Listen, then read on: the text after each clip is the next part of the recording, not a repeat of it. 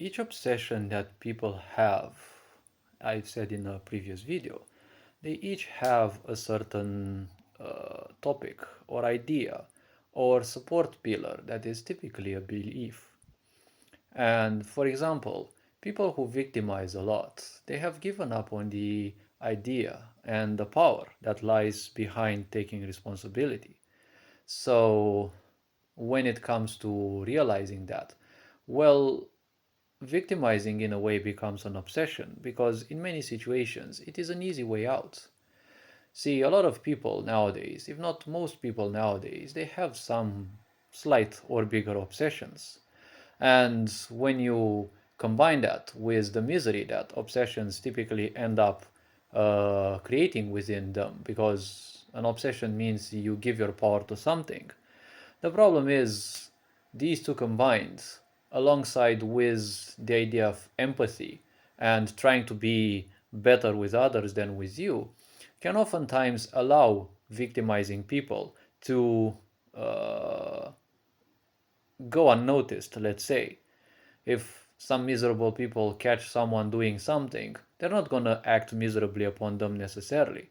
If they know how to self deprecate themselves or present something, through drama, like, I can't help it and things like that, some people will simply pass on it and say, okay, it didn't happen, it also happens to me.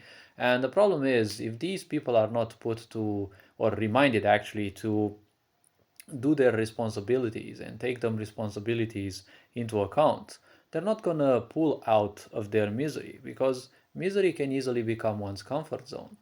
And people who victimize a lot and end up in such a, let's say, with that as such an obsession, when any of obsession typically triggers, I said there is, well, this is how they seem to function. There is a belief behind. Behind the idea of victimization, typically there is a belief like, I am victimizing because, well, it is a good distraction. I am victimizing because it is a good way out of certain situations. I am victimizing because I'm not worthy of anything better than what I have. I am victimizing because of any other similar ideas or topics. So the point is, the obsession itself is not necessarily the problem. It is the belief that you have been feeding, because the point is, by doing the obsession, most likely you forgot what the um, belief was, but the belief may have been perverted and changed throughout time to suit newer, newer needs, different needs, and things like that.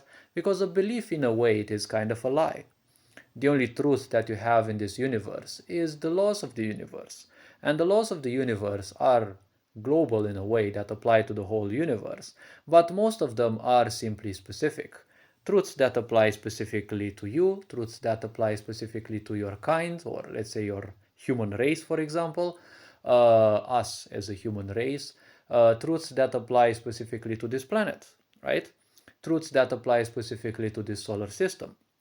Because if we go to another solar system, well, maybe the gravitational constant will be slightly different. The star most likely may have a different gravitational impact on all the objects within. So it shouldn't be surprising that what we call gravitational constant of 9.8 in this solar system may slightly be different in other solar systems, and probably, well, or at least in other galaxies. So one has to understand in the end that you're supporting certain things. You're supporting ultimately a piece of lie, because all meanings are an attempt to align yourself with the truth and an attempt to align your mind with a certain truth. But the mind cannot be aligned with any truth. It is just an engine that creates based on what you put in it. The mind does not have an awareness of its own. You have an awareness of its own.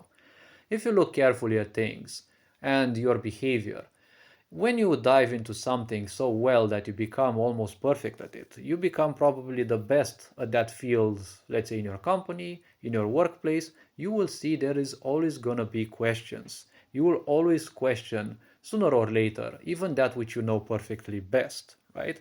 Because the mind is designed as an engine. It creates based on what you have put into it. And it also, just like life seeks to expand and to experience new things, the mind also has that, and it seeks to expand and to accumulate even more knowledge, but it has no awareness about that knowledge. That is why asking a lot of questions isn't necessarily going to make you wiser, because wisdom comes from looking within. The mind, you can put all sorts of things within.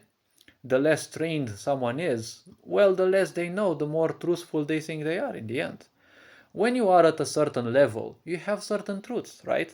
Say you're programming or you're doing 3D printing, you're doing whatever you're doing. Something works for you, and so therefore it is your truth. It may not be necessarily someone else's truth, but it is yours. When you become better at that, you will see some things will no longer suit you, and you will do things in a different way. Not necessarily better, but not necessarily worse, but you're gonna do things in a different way. So your truths will be different as well. Action can define your truths in the end. And the whole universe has its own set of truths, as well, those that I have, let's say, highlighted a bit before. Anything else than that is a piece of meaning. A piece of meaning is created so that you mentally acquire a certain sense of understanding. But understanding means understanding. You're not standing on the point. You're not necessarily perceiving the point. You're just trying to feel something. And if you look back in time, when you were born and when you were a child, when you were born, you had no attachment. You had no knowledge of any language or anything. You didn't have any opinion or emotional or mental attachments. All of those are, in a way, let's not say a gathering, but they were somewhat put into your mind by the others, right? By other people. And, your parents, your peers, teachers, co workers, and so on and so forth. So you end up fighting other people's wars, but they're not yours. And these wars are typically wars of our ancestors that have been passed on to what now are, for the limited time that's going to be, our grandparents and our parents, and to a certain extent, the friends that took upon them these ideas, right? So when you suffer from all other people's opinions too much, they become obsessions. When they become obsessions, you will relapse into those until you realize how to pull yourself out of these. And the problem is, you're still fighting upon ideas that belong to our ancestors. Our ancestors most likely lived in worlds that are no longer compatible with our own.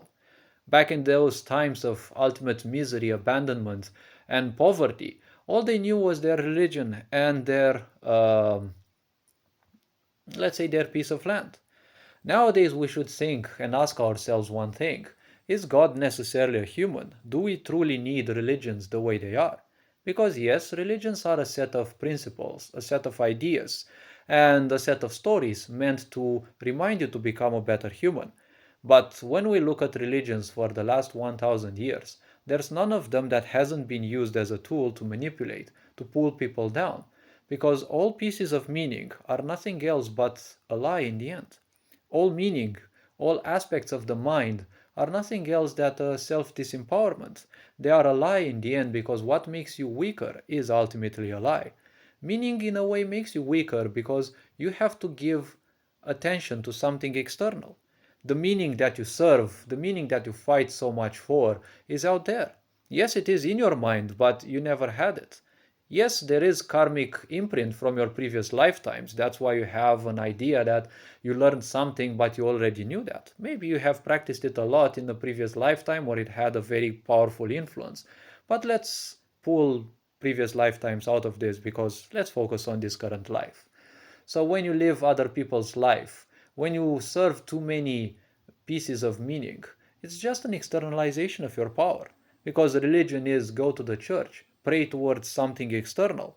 Why do you need to look at creation as something external? You have your senses for that, right? Your senses give you images, sounds, tastes, whatever they give you. Yes, different feelings, states, emotions. But don't attach to those because you're going to become a slave of those attachments.